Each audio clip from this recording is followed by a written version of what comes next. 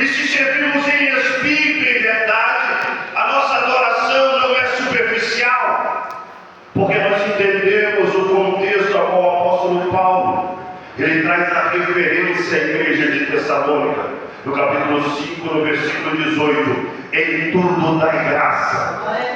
Ele diz que em tudo nós devemos dar graça, não é por tudo, mas em tudo, seja qual for a prova, seja qual for a circunstância, seja se for no vale, na prova, na luta, na dor ou no luto, mas em tudo, um verdadeiro adorador, ele apresenta-se diante do Eterno, ele se mostra presente, porque ele entende que a circunstância que ele passa, que a adversidade que ele passa, isso não muda o teu chamado, isso não muda o caráter maravilhoso, glorioso do Deus a qual nós servimos.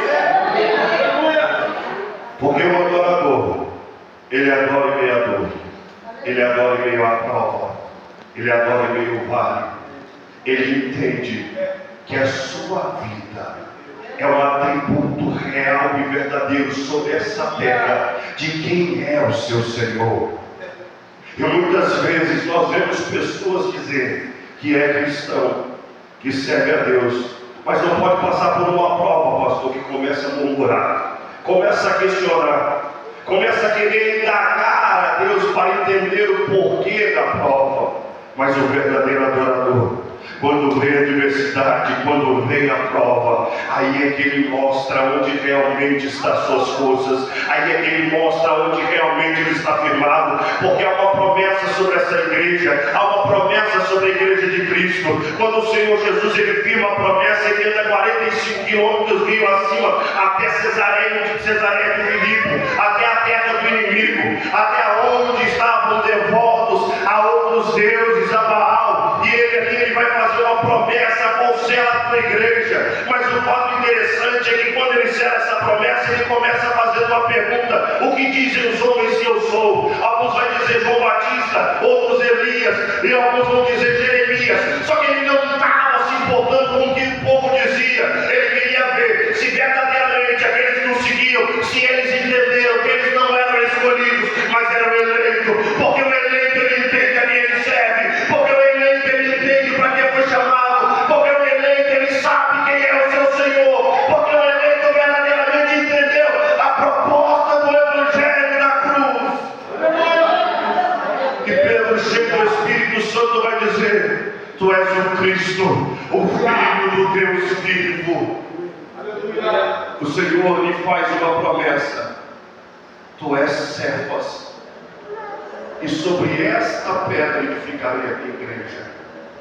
Quando nós vemos a menção de Salmos, nós vemos que a pedra a qual o salmista se refere é o Senhor Jesus. Quando nós olhamos o livro de Atos, nós vamos ver se referindo sobre a pedra através do Senhor Jesus. Pedro ele vem dizendo que o Senhor é a pedra de esquina angular. Quando o Senhor estava fazendo a referência a Pedro, ele estava dizendo: tu és Cefas, é pedra pequena, pedra que cabe na mão de um homem. Só que ele estava dizendo: eu sou a pedra de esquina angular, eu sou o firmamento desta igreja, e sobre a minha igreja as portas do inferno não vão prevalecer contra ela. Mas tu és uma pedra pequena, e eu vou te lançar, e vidas serão salvas, vidas irão reconhecer que verdadeiramente Cristo Jesus, ele age através da tua vida, que verdadeiramente ou você é templo do Espírito Santo de Deus. Essa promessa está sobre a nossa vida. Tu és Cefas, Cristo Jesus te chamou, e ele vai te lançar para que vidas sejam salvas, para que vidas sejam curadas, para que verdadeiramente a tua família saiba que Cristo Jesus é a salvação, para que verdadeiramente os teus amigos possam saber que Cristo Jesus é o Salvador, que Cristo é a esperança da igreja, e a nossa bendita esperança breve voltará para nos buscar. Mas quando nós olhamos o contexto de Daniel, ele entra como escravo.